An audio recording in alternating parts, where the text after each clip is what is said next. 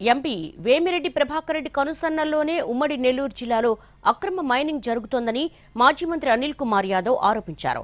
రాష్ట్రంలో కూటమి అధికారంలోకి వచ్చిన తర్వాత కొత్త మైనింగ్ విధానాన్ని తీసుకొస్తామని చెప్పి వేమిరెడ్డి చెప్పిన కొన్ని గనులను మాత్రమే ప్రారంభించారన్నారు.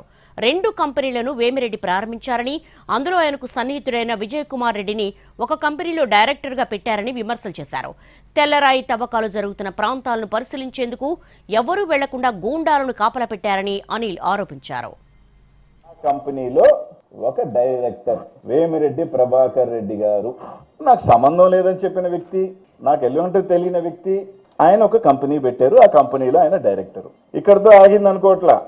దాదాపు గతంలో 20 నుంచి 25 మంది ఎక్స్పోర్టర్లు ఉన్నారు. 25 నుంచి 25 మంది ఎక్స్పోర్టర్లు ఉన్నారు.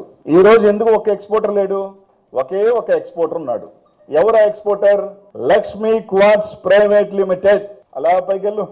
ఈ ఫినీ క్వార్ట్స్ లో విజయ్ కుమార్ రెడ్డి, ఈయన ఎవరో నేను చెప్పాల్సిన అవసరం లేదు. పత్రికా విలేకరు అందరికీ తెలుసు ఆయన ఎవరింట్లో ఉంటాడో, ఎప్పుడు ఉంటాడో అని.